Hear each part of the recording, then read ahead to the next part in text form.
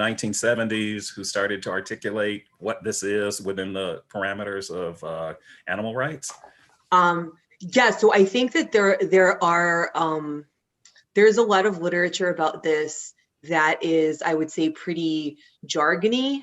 Yeah. For lack of a better word, as a lot of academic discourse tends to be. Yes.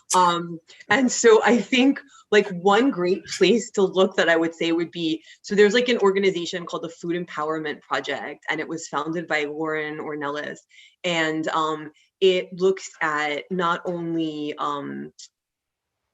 like the plight of animals, but it also looks at the plight of farm workers. It looks at the child slavery that's often involved in our chocolate that we eat. Okay.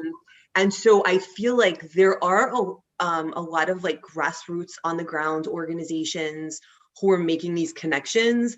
And I feel like their websites, their material tend to be much more accessible, tend to explain things in much more relatable terms and kind of like make these connections. Like there's a group in New York called Chili's on Wheels. They deliver vegan food to people experiencing homelessness or like anybody who needs food, right? And so I think looking at people who are doing more like grassroots activism, or like web activism, like web groups on like Facebook and stuff where people can just have conversations like normal people, I think that might be a better introduction to these topics maybe than these academic conversations for many people. Well, and I also wonder too, I mean, I think not the host, but the Christopher talks about that too, saying being in a classroom means there's a certain kind of consent that you come into and you can introduce some of these ideas, but trying to walk up. And I guess the issue also is how do you have a conversation about this in a way when people are experiencing homelessness or when people are, watching George Floyd die, and then we're supposed to sort of shift to pets and food. How do you make that transition in a way that sort of makes sense to people when to people, humans, when we're trying to sort of prioritize the intersection that somehow gets our attention at the moment now? And I'm going to say, for those who are there, please offer comments in the chat. We have people monitoring it. Dr. Roeder and I will also be looking in the chat, but we don't want this to just be a conversation between the two of us, and we'll certainly open it up in a few minutes for others. So please, please, please feel free to ask questions, make observations, and we'll try to address those. So how do you make that when you've got people unsheltered? And maybe that's not the audience that we're trying to make it to. No, so I would say, so I've known homeless vegans. I've known vegans who were incarcerated, and it becomes very difficult in that situation to constantly maybe be eating a plant-based diet. Maybe you don't have access to that, right? And I don't think the conversation is about that. Okay. I also think that one of the things that Christopher Sebastian talks about is definitely this trauma that humans are experiencing right now around issues like the murder of George Floyd. And he said, you don't have to do all the work around all the oppressions all the time, right? So like, right, so like well, I think it's important that these conversations are like in dialogue with each other. They don't always have to be in dialogue with each other, right? And like, you don't show up to a Black Lives Matter rally with a sign about, a good PETA sign or something like that, right? So I think that there is like time and space and for these conversations to happen. I don't think that we need to constantly be prioritizing like one issue over another. I think that there are like different spaces where different conversations happen. No, that makes a lot of sense now, because I certainly wouldn't have this question if we were talking about ableism or classism or ageism or any of those, because these things coexist as these systems of oppression, all tied to sort of one kind of root and source there. And maybe that's sort of the question that you might, or the topic that we might segue into. I was intrigued and fascinated by Carol Adams' notion of the sexual politics of meat. What does that mean? And what's your experience with trying to get people to understand what that actually is relevant, how that's relevant to this conversation. Okay. So the sexual politics of meat is basically this idea that in Western culture, like meat eating is associated with masculine virility, and non-human animals are often feminized. And there are so, like, you would not believe how many advertisements there are that like sexualize cows. It's like there was like I know I wish I had an image. I wish I had an image, but it looks like a woman's body, but it's like a cow's head, and it's like an advertisement for drinking milk or something like that. Okay, I know the cartoon. Right? Yes. Yeah, that kind, right? Yeah. Like some milk thing, and it's a black and white cow, and yes, I hear what you're saying. Yes. And so one, like, and this to me is the best illustration of the sexual politics of meat I could think of, because it's a politics of domination, basically. And so I was watching an interview, and it was a white man, the interviewer, and he was interviewing a woman of color who had written a book about toxic masculinity and meat eating. And halfway through the interview, somebody brings out to him a giant steak. And you could tell that like she didn't know that was going to happen. And he starts eating it in front of her and kind of like mocking her. To me, that felt very much like an assault. Like you could tell like she was like kind of taken aback. So the other things around the sexual politics of meat would be sort of like men sort of proving their virility by like eating steak, by barbecuing. Like there was an ad that was like, I think it said like plus 1,000 man points for like grilling your own steak, minus 400 if it's a tofu hot dog or something like that. Right. And it also and it also manifests in literally, I would say, like when we think about rape culture and like the way women are animalized often, actually like female animals on factory farms, there's something called a rape rack where they set the animal up to be artificially inseminated. There are people whose jobs it is to sexually arouse pigs in order to inseminate them. So there was also a study that talks about how people who are the most invested in upholding traditional gender roles also happen to be the most invested in upholding our sort of like animal meat eating systems. So those are like some, And if others in the chat see that, and I see that one of my students is asking about enabling captions. So Rachel, if you could do that, please, or anybody could do that. Thanks, Gavin, for coming. No, I when you said that immediately, I thought of the Carl's Jr. ads where the white woman is eating this hamburger, but the ad seems not as much about the hamburger as it is about whatever's oozing down her hand and very sexualized. So. Yes. And there's so much advertising like that. Right. There's so much advertising. And that source of that, though, which goes back to what Sebastian says in terms of, you know, if you're a white, cis, straight, able-bodied, rich person, then that's sort of that construction of that. And I loved in the podcast where the actual host kind of recognizes this in the context of what he had been looking at. We call it quote unquote colorblindness, and I recognize the ableist language, but this sort of egalitarian thing where, and I think the reference that he makes, and maybe you can qualify or talk about that too, he says everyone is equal, and neglecting need to point out where and why people are not equal becomes an issue, and that this animal rights feeds into that sort of conversation about what's equal. That was how we introduced this program when we started advertising it. It was something from a psychology piece that said the psychology of speciesism, how we privilege certain animals over others. Our relationship with animals is complex. There are some animals we treat very kindly. We keep them as pets. We give them names. We take them to the doctor when they are sick. Other animals, in contrast, seem not to deserve this privileged status.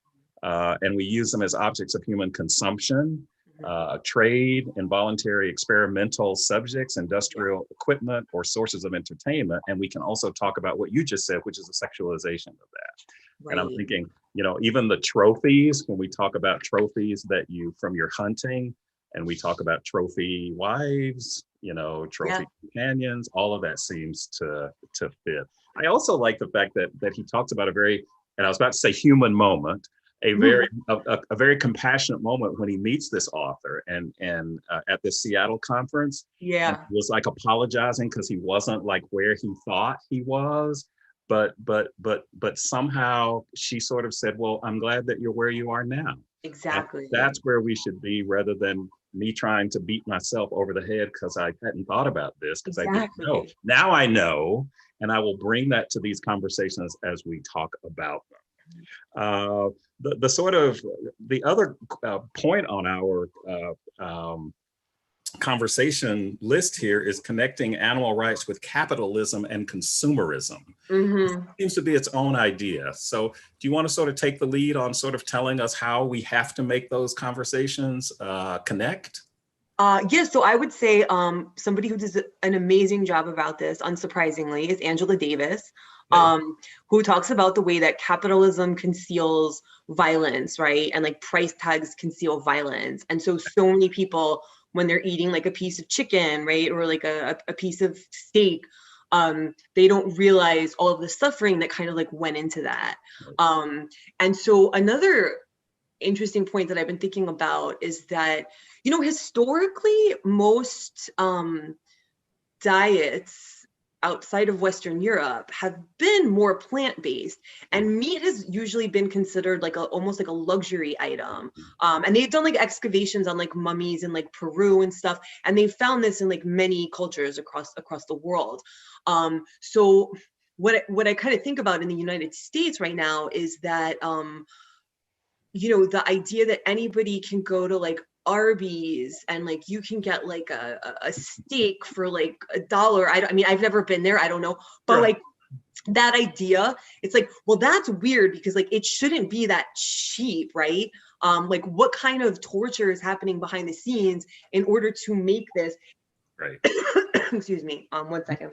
Mhm. No, and I think you mentioned that also in our conversation when you said there's this Angela Davis quote that sort of talks about that also, uh, with this notion that what you see in the product somehow buries the violence that went into getting that product to the market, and in this case, getting that Arby's beef sandwich. And we have Right. these slogans now. Where's the beef? Remember Where's the that? beef, right? Where's the beef? Who's got the Yeah. beef? You know, Um, or all those other things that we'll talk about a little bit later with the language of speciesism. Yeah. right. Um, but I do think that it is telling that I think it's sort of like, we're a prosperous nation because we have access to all of these animal products that people have historically not had access to. But as we know, that's Right. just not true for Is most the people in the United conversation States. different? And I don't know if this is what you've explored. Is the conversation different for those for those, let's say, indigenous communities that have Mhm. a slightly different relationship with animals? Yeah. So, I mean, the, so this like this like binary between human and animals, right, is a very Western concept, and it's a Okay. concept, right, that most indigenous peoples, that stuff that I've read from at least the Americas, did not have that kind of like relationship, Okay. right. The other thing is that I feel like a lot of people associate being indigenous with like hunting. Right. But when we think just in the US alone, there are like hundreds of tribes, right? Who all had their own food practices, who all had their own different relationships with animals.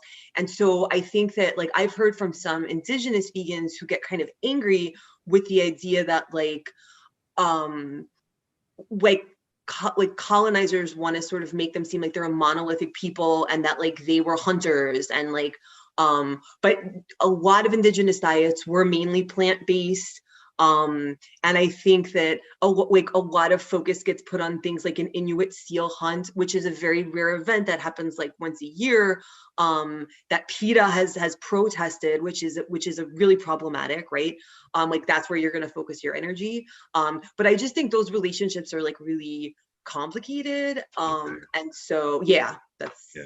Well, that's interesting because I immediately, when you thought about that, thought about this notion of you know, hunters had to go out and hunt for their food, which in some sense sort of conjures up having to sort of kill something. rather Yeah. than picking some plants or looking at what, the desert landscape might provide. Right. And we think very little about that. That connection between slaughterhouses and those communities, often of color, pure community, is really a pretty profound sort of connection, especially when you talk about, as Christian Sebastian does, this notion that if you have individuals whose job it is to violently, or to slaughter, not violently, just slaughter, and that you do for hours and hours, not only is that violence against that particular being, but the very act of that is violence against the individual who's doing it. And it's not a stretch to say that violence can then take place in the communities and then the families and in the relationships. Absolutely. That to me is like one of the most like eye-opening parts of the conversation, when people are saying, well, how does this connect with, the fact that people are dying in the streets? And there again is that right. binary that is so arbitrary in many ways, that perpetuates the kind of speciesism. All right. Right. That like the violence begets more violence, right? Right. And slaughterhouse workers have incredibly high rates of post-traumatic stress disorder. Counties where slaughterhouse, right? And there was a quote in this book, Beasts of Burden by Sonora Taylor, which is a great book. But there's a slaughterhouse worker who was like, at 1 minute, like a pig will be nuzzling me like a puppy, and the next minute I have to beat it to death with like a lead pipe. I can't care. Like I can't care. And then you think about like, then these people, you obviously get desensitized. And then a lot of times people take out violence on like other members, like you said, of their family, of their communities. Right. Counties with slaughterhouses have, I think, twice the rate of violent crime statistics as counties without slaughterhouses. Right. So I think that looking at the violence in the slaughterhouse doesn't just end in the slaughterhouse. It definitely spills over into human, Right. Well, and that sort of connects in my mind to the ways in which our language, because you're also a person who cares about words and language, and we care about language when we're talking about ableist language, and not talking about my OCD or ageist language, or homophobic language, or any of those other isms language.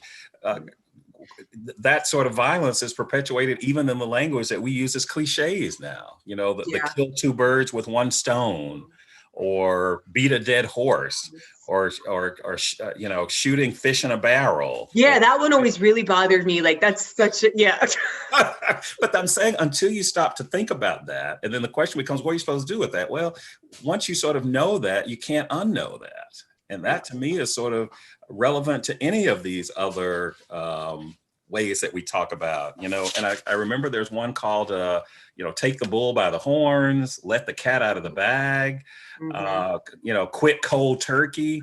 I mean, there are all of these ways. And the way, if we talk about this as violence and discrimination and anti-racism and not just as work, then they all become part of this sort of conversation about intersectionality. It's not about political correctness. It's not about somehow, taking up the PETA flag and waving it, but actually understanding how justice is bigger than race, and that no one is just raced. So is there anything in the podcast that some of our attendees want to sort of point out or ask questions about? So do you want to kind of glance up the list there? I saw a couple of questions that we might address. I think we addressed that. Is meat eating a way to signify one's own power within a white supremacist, male supremacist capitalist society? Yes. I'm not sure how that's separated, because it's a manifestation of, I don't know how it's separate and apart from. There's another one in there from, and that masculinity thing is all there. I mean, I know we have women hunters, but there's something about, well, and even that cooking on the grill, because we can talk about women in the kitchen. Right, women in the kitchen. But when people are having these cookouts and grills, it's about meat you're grilling, and who's the person out there, the dad, the uncle, the brother out there, because that's the manly thing to do. The sausage, all of those things. So what else? Let's see. Sexualizing pigs in marketing. Yes, sexualizing. Is that like Miss Piggy? Is that like, I'm trying to think of other examples of that. Naima, do you have another example of that? Sexualizing pigs in marketing. Are you referencing something in particular? Yeah.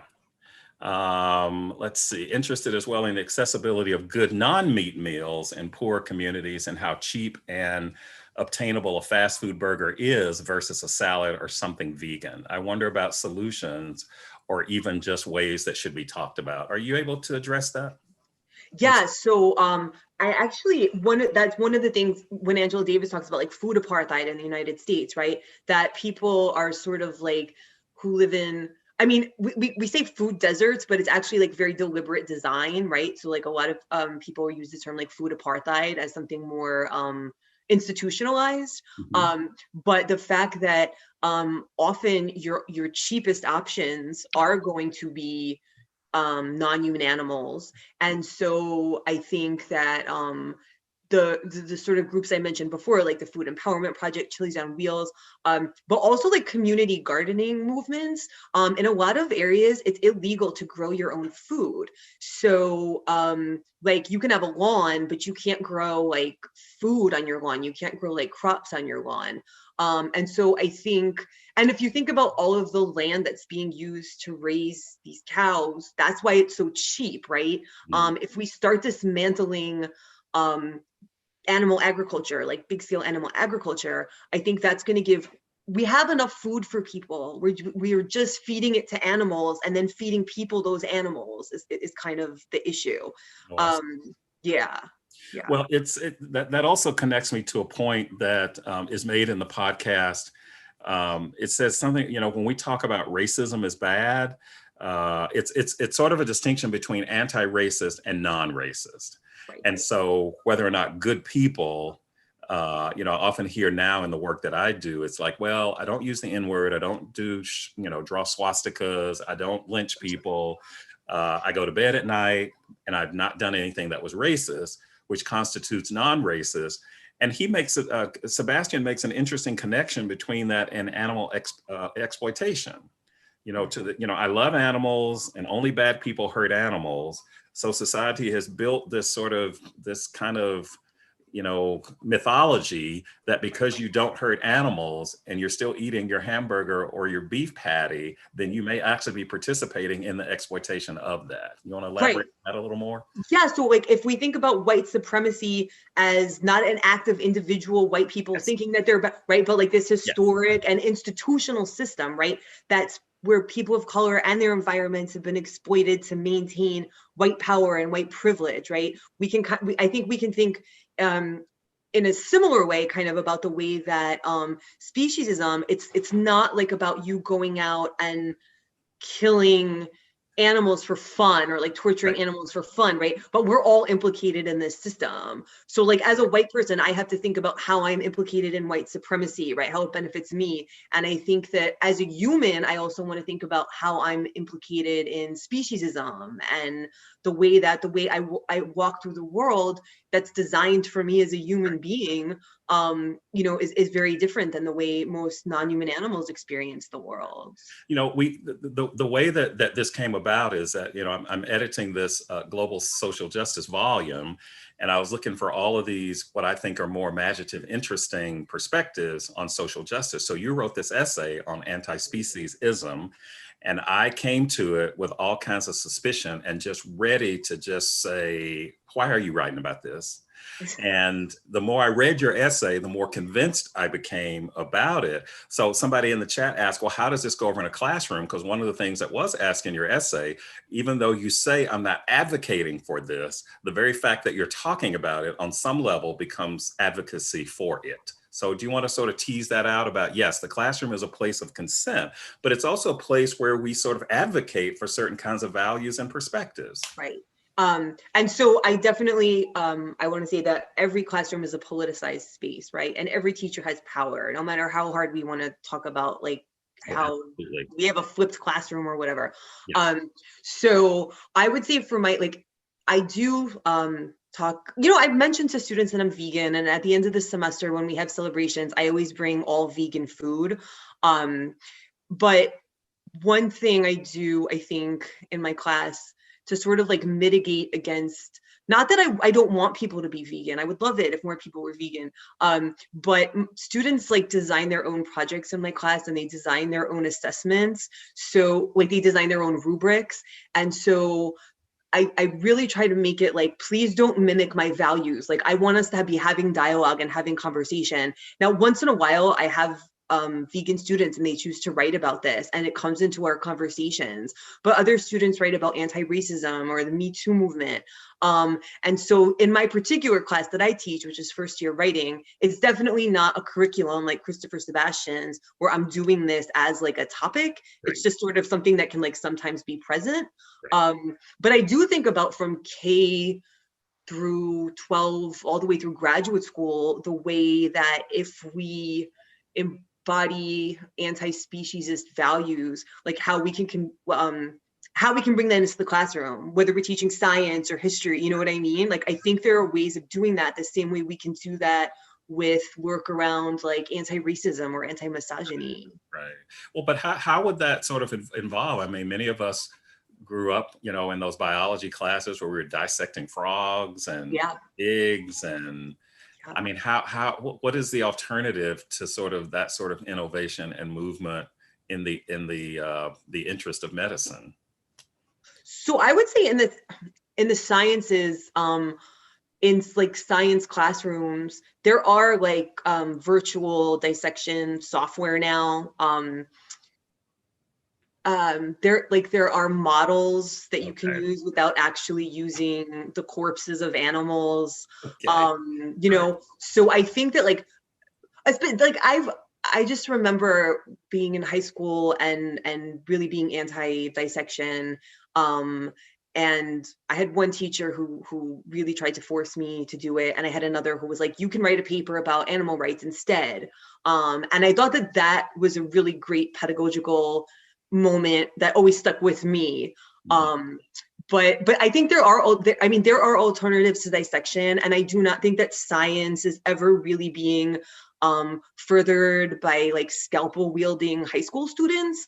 Right. And I feel like one thing that forcing students to participate in dissection desensitizes us to animals and their bodies, and it's illegal in a number of US states now to force students to dissect animals in biology classes. In those classes, I certainly know when I do community conversations in classes, I can meet with resistance just to the notion that racism exists, or that, you know, Disney perpetuates a lot of those isms. And some of that is because that's so fundamentally close to students that to even question that is disruptive. Have you run into any of that when you are broaching this subject? Not as a class, because as a class, as Sebastian says, people know when they're coming into the class, right, that's what it is. But when you're sort of just kind of weaving it in and out, do you meet with any resistance? And if so, how have you dealt with that? I haven't ever had a student who was really felt like attacked or super defensive about it. I think I tried very hard not to come across as like somebody who's being like judgmental and preachy and like, you should do this, but it's like, well, have you ever thought about speciesism? And then a student in class did a project on speciesism, and she like, people asked her really interesting questions, like, well, if your dog had a tick, would you remove the tick from your dog, right? And like, and so but like people really, I feel like generally are kind of, and it's also, I don't think it's so unfamiliar to people. And I think a lot of people come to this through a relationship with maybe an individual animal, or by rethinking like their cultural food practices. Like I had a student once he believed in this myth about like how tofu has a lot of estrogen and it gives men breasts. Like he asked this question, and one of my students who was Japanese was like, dude, we've been eating tofu for like 2,000 years, you know? So I don't feel like it's necessarily a confrontational topic, at least when it's come up in my experience. I'm not sure if other people have had different experiences with that. Okay. Let's see, Rachel, if we can open it up so that if our attendees might want to vocalize a question or an observation. This is the first time we've tried this, so usually we just have people in the chat. Rachel, could we do that for those who want to ask a question or make an observation? Since this is a webinar format, we could not do that. Okay, all right, then that's why we won't do it then. If there are other questions, let's see if other questions there. The amount of turkeys killed is unfathomable as we get ready to talk about this holiday that's coming up. Oreos are vegan, so if you need some, I'm sure there's lots of vegan restaurants. Well, maybe that's a thing that I asked too. I mean, I know we can find vegetarian restaurants. How easy is it to sort of find vegan places to eat? Let's say restaurants and other kind of public places when you're going to, well, I don't want to talk about potlucks during pandemic, but in those pre-COVID times, how easy is it to sort of find a meal that's vegan? I would say a lot. I'm from New York City, so we have a lot of vegan options. But even growing up, like most, like I feel like it's easy to find vegan food at almost any place you go if you kind of like know what you're looking for. Like you can always in an Italian place like get spaghetti with plain sauce. Like at a sushi place, you could just get like avocado, right? Like so I feel like but I will say when I've traveled for conferences outside of New York, I have found restaurants where when I say I'm a vegan, I get almost like hostile responses from staff there. If I'm like, is there anything vegan on your menu? Or they'll say like, oh yes, this is vegan. And then they'll bring me something that's covered with cheese. So I think my experience growing up in Queens, which has a lot of like diverse cuisine, it wasn't really a challenge. But I think that for vegans, I know that for vegans in lots of parts of the US, it can be a challenge and it can be difficult. Yeah. Well, and also, I mean, it feels like that response is sort of an inconvenience. Do we have in our attendees here tonight who are actually vegan and have gone through this sort of conversation intellectually, emotionally, spiritually relative to speciesism that led you to that space? Or was there something else? I'm asking the attendees now. Yes. Okay. So I see we have vegans. Oh my gosh, we got a number of vegans here tonight. So if you listen to the podcast, what's left out of the podcast that you would like for us to at least address tonight in this conversation for those vegans and the non-vegans out there? Because this is not an effort, by the way, to try to convince anybody to do anything. So please trust me. The fact that we're having this conversation is to align it with racial justice. And that's precisely what we're doing. This is not to tell you to throw your meat away. This is asking you to think differently when you leave this conversation than when you came in. So is there something we should also talk about? Are there ways to look at speciesism outside of the realm of food? Oh, yes. I think that's a great question. Thank you, Rachel's mom. Yeah, because I think when we do spend a lot, like anti-speciesism and veganism are not the same thing, right? Okay. So I should make that clear. But the other thing is like when we think about rodeos, we think about petting zoos, we think about circuses, we think about all these places where we go to view animals as like entertainment. When we think about animals that are being experimented on in university laboratories, when we think about, like for me, I don't kill bugs.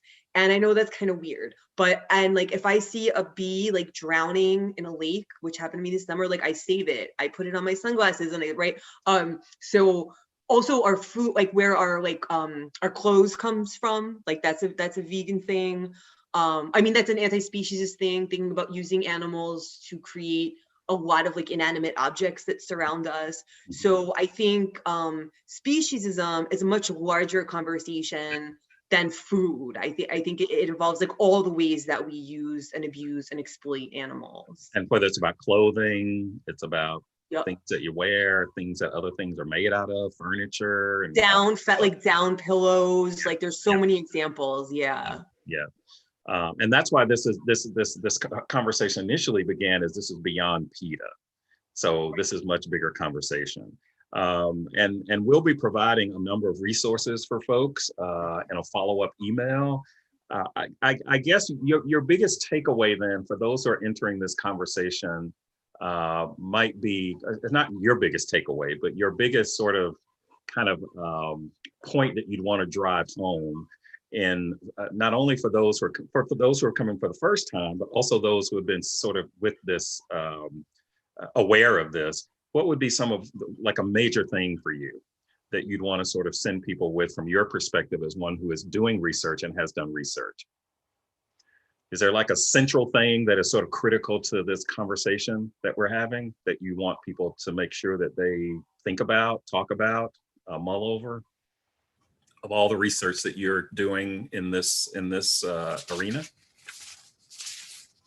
The anti-racism, anti-colonialism, disability activism, all those liberation projects. That's what I'm referencing now. Oh, you're asking me? I thought you were asking the Yes, chat. yes, you. I'm sorry, I should have turned around looking at you. I thought you were asking me. You can't see me looking at you, right? No, so I was like, oh my God. So okay.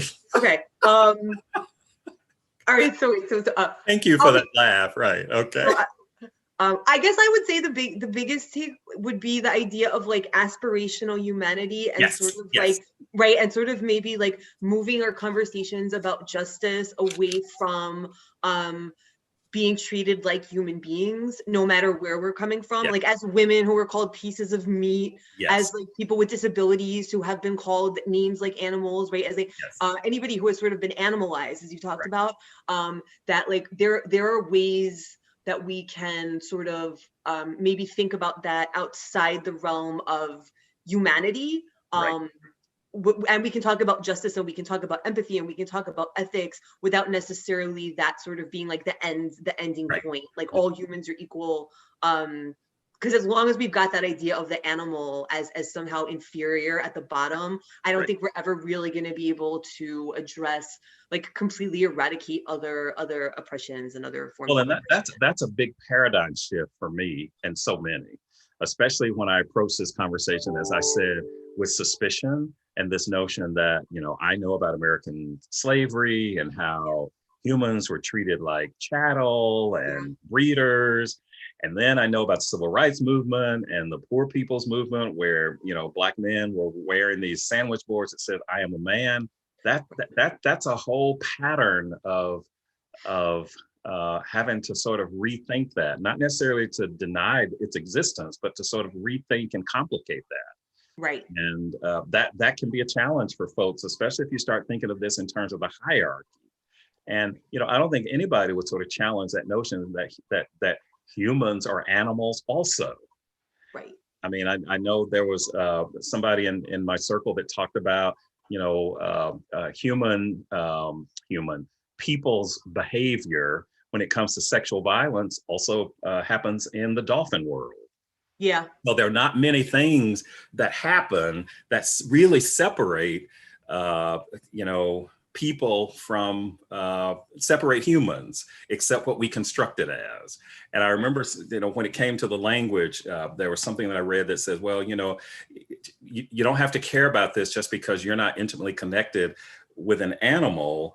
You know, you can care about sexism without having a female in the room or a Black person in the room about racism. So there are ways in which you can disrupt this in your own circle as it happens. And you also don't have to love animals to be anti-speciesist. You know what I mean? Like I just like a lot, like you might like a lot of people. They might like you might not love animals. But yeah. Well, and the story that we were going to share at the beginning of this with a recent event that we had, when I grew up, I had asthma. And there was this belief in my family and the community that having a Chihuahua would sort of take the asthma away from me. Now, what was not talked about was the fact that then the Chihuahua would have asthma. And I don't know if the Chihuahua ever had asthma. I don't know if I ever didn't have it, but I ended up falling in love with the Chihuahua. But the fact that was the belief that in order to help me, I had to somehow make an animal, you know, sick, registers differently now than it did at the time that it was happening. And I know that there are all kinds of ways in which we justify killing people. You know, the work that I've done on racial justice has been particularly, as we've talked about the treatment of brown and Black bodies, has been in this hierarchy of being treated like an animal. Right. And now I have to sort of refocus that as I sort of think about these conversations now. So, we're winding down to the 6:53 moment. And I have this one little thing that I wanted to sort of remind us of when we talk about speciesism, racism, sexism, and heterosexism are all different forms of the same underlying moral wrong of denying the often crucial interest of others on the basis of some irrelevant criterion, such as species, race, sex, or sexual orientation. If we can put species within that same context, this would be a much easier conversation to understand, to have, and could potentially change our behaviors and our actions. So on that note, is there any final word you'd like to leave with our audience? I can't thank you enough for, first of all, introducing me to it, but also being patient by leading me through this kind of new awakening for me, so that I see it very much on par with the other ways that I'm out here trying to champion justice issues. Yeah. No, I just want to thank you so much for having me on.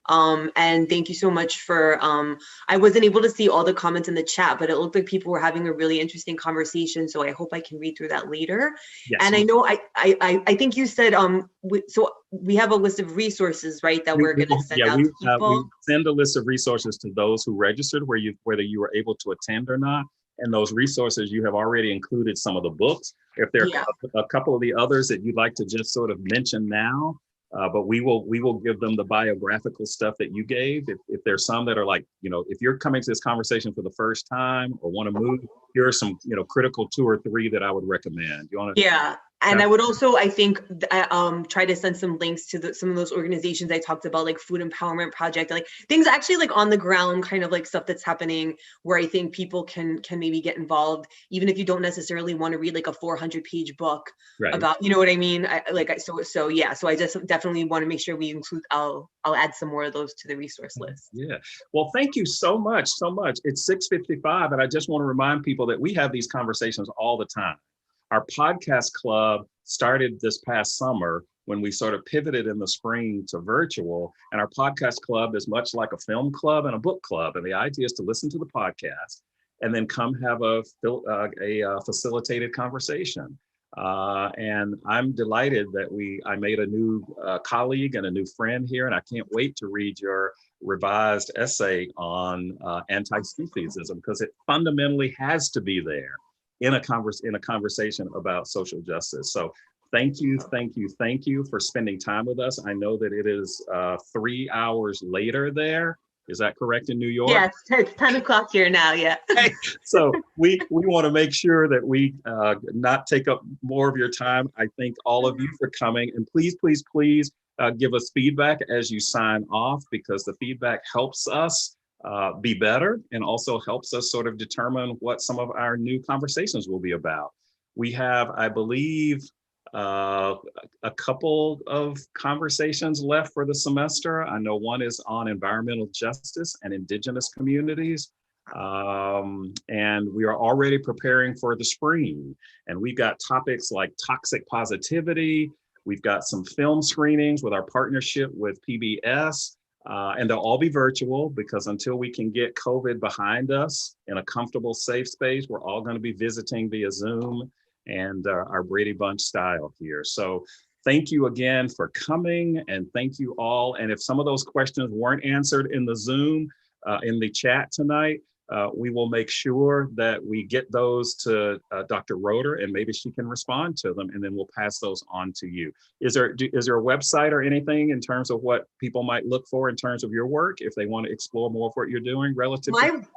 I'm currently migrating my website from an old platform to a new one, so I'll have a new website up in like within the next couple weeks. Okay. But if anybody wants to email me, my email is Roeder, ROEDERT @stjohns.edu. Okay. Yeah. You want to repeat that for people too? Sure. It's ROEDERT @stjohns.edu. Yes. Yeah. So there we go. Thank you. And I do have a website up, but it's a little outdated, so it won't reflect some of the most contemporary stuff. Right. So yeah. Well, although I'm still trying to figure out how to navigate around humanity, it doesn't mean I'm going to stop. But what it means that I have to use my imagination. I do want to challenge people to be more compassionate, more empathetic, more forgiving, exercising integrity, kindness, respect, and self-reflection. Because I think that whatever we call it, the practicing of it is what we're actually looking at and trying to understand. So if in fact you can commit to these values, please sign our pledge and please share it in your circles, because we can only get better by having these critical conversations. The talking, listening, and connecting can get us through these times that seem absolutely overwhelming. And who knows where things will be after Tuesday. So I can only wish you all safety and health and good energy. And please, please, please follow Project Humanities, look us up on Facebook, and do all those things, because we're trying to do some good work here. So thank you again. Good night, good evening, good morning, good, wherever you are. All right. Thank you, everyone. Have Bye-bye. a good night.